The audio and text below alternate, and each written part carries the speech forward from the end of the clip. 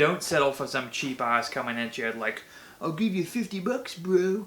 F him. Don't deal with that. What's up, everyone? Welcome to another episode of Garage Topics. Today we're going to talk about the process of how I got my Tundra, and what that meant is I had to sell my Tacoma, which was a pretty expensive vehicle, and I sold it in a way that I never thought possible.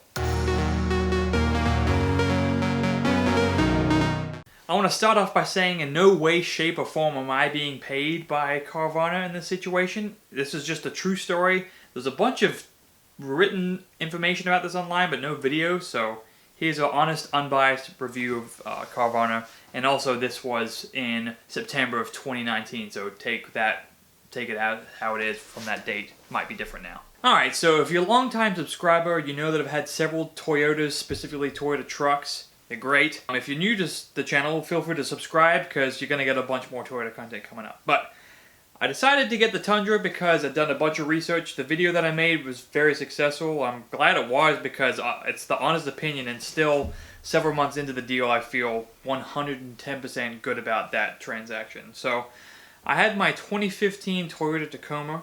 It was basically in perfect condition. Bought it from my father-in-law.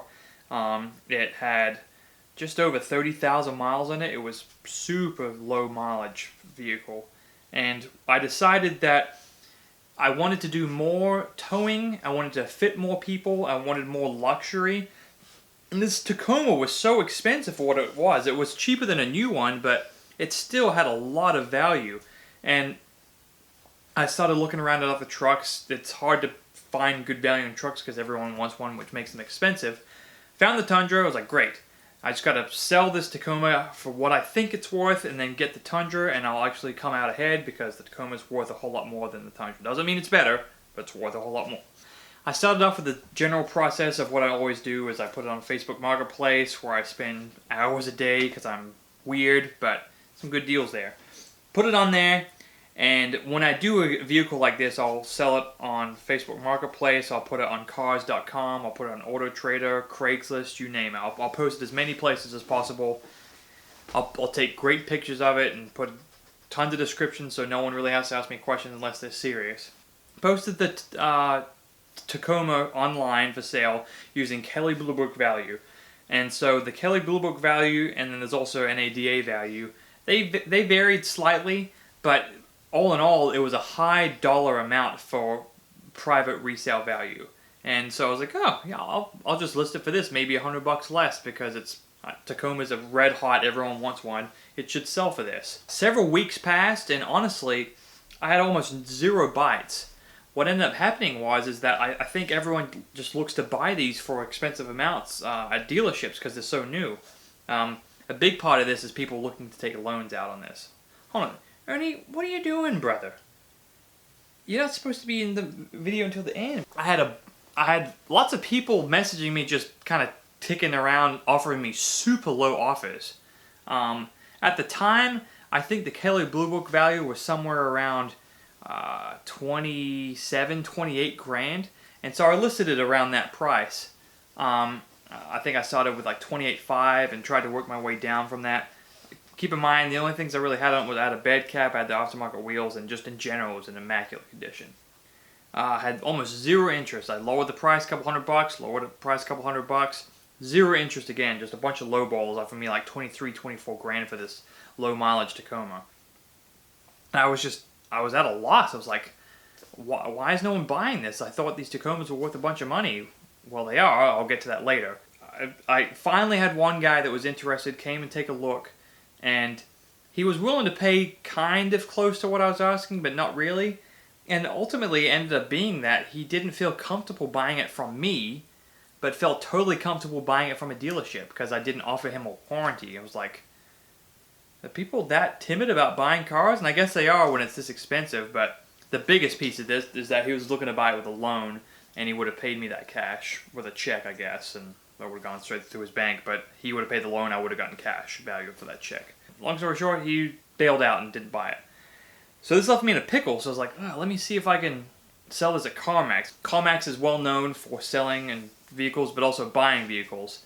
I figured with this kind of vehicle was perfectly exactly what they're looking for. I know they lowball a lot of people, but it's like maybe they'll just offer me a little bit less, and I probably would accept what the trade-in value was for it, because it's pretty good value. The value they gave me for the buy-in was like a couple grand less than the trade-in value. I was flabbergasted. I respectfully declined their offer, especially when the guy at Carmax was showing me the trade-in value. He's like, oh, this should be about this. Comes back and it's $1,000 less. Like, oh, sorry. All right, peace out, brother. So I was pretty put off at that point, and I was like, what am I going to do? So I've seen the TV commercials for Carvana and Vroom and stuff like that, and they keep saying that they're car vending machines and they'll buy a car. Looked on their website and decided to plug in my information and see what they would offer me for sale. I figured some kind of gimmick of they offer you a price and they come and look and then they lowball it like crazy. But put my specs in. One thing I didn't do is I didn't put the bed cap in because that's worth nothing. I figured I'd sell that separately. Put all my information in, and lo and behold, their offer was almost $3 grand more than what I was offered on Carmax. I was like, now, honestly, it was more than what the private party guy was willing to offer me. I was like, this is too good to be true. So I did a bunch of research trying to find out if other people have had the same situation, if Carvana ripped them off or it was legit. And to my surprise, there were a bunch of threads on Reddit and forums saying that the price that they gave you was what they paid you, and then they came, picked the car up, gave you a check, and then you were good to go. And I was like, this is too good to be true. So I did some thinking about it. I'm like, if I sell the car for $26,700, and then that's what they offered me, $26,000, $700 for a 2015 Toyota Tacoma double cab long bed sport, immaculate with 34,000 miles on it. That's without the bed. So if I sell the truck for $26,700 and then see if I can get $700 for the bed cap, which it should go pretty quick at that price, I'll be good. I'll be at $27,400, which is killer. That's $1,000 more than anyone's offered me private party. So we'll see what we can do. So I decided to go ahead and set the appointment up. You basically tell Carvana, you give them some more information, like a picture of the title, etc., stuff like that. And then another beauty part of that is if you don't own the vehicle, they'll deal with all the trading of the loans and stuff like that and the payout amount. So if you owe 15 grand and it's worth 30 grand, they'll give you a check for 15 grand, and then the rest of the money they'll pay the loan off and handle it all for you. It's really good. So I set the appointment up. It was only, I think it's like 7-day wait or something less than that. And in that meantime, I was like, let me see if I can sell the bed cap real quick. And I was able to sell the bed cap in a couple days, sold that for $700. And then D-Day comes. Carvana, goofy little pickup rollback shows up in the driveway, and the guy comes up, is like, hey, how's it going? And then he looked around the car, took some photos with his app that he needed for, I guess, their company. And then instantly was like, we'll take it. Because I guess they just trying to make sure it looks good and nice. And there was nothing wrong with his truck. But within 3 minutes, he showed up with his rollback and has given me a check for $26,700. And then a couple minutes later, he loads it up. Didn't even test drive it. Just looked at it, made sure it was fine. Drove it onto the rollback, and off he went.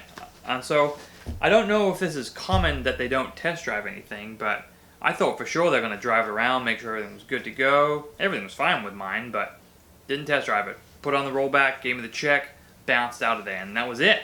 So I went from a panic mode of no one wants to buy my truck, what's wrong with this, these Tacoma values, I guess, are fake, to feeling super good about it. I didn't have to drive anywhere. They showed up at my house and picked up the truck. And I sold the bed cap and made more than what I was anticipating. So I was super happy. Sold the truck for $27,400, which was fantastic.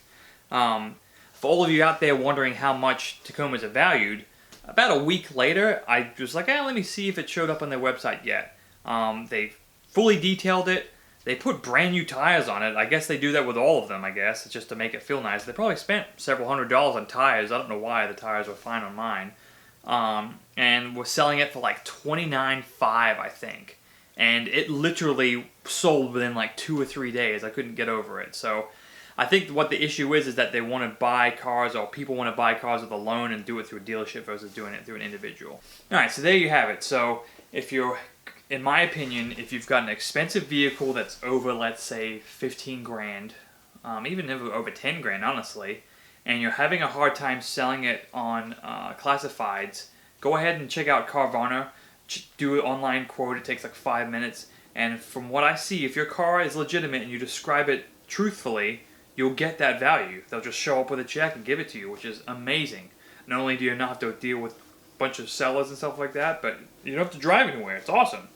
And even if it is a little bit less than what you're expecting, not having to deal with all these people and going places and stuff like that and dealing with banks and, it's a nightmare. So you do pay a little bit for that, but you're not paying thousands. You might pay a couple $100 at this current time, which is awesome. So go check it out. There's other companies like Vroom and such like that offer me pretty similar quotes. So just do your research. These online things for right now, I think they're all competing, which is why the price is high.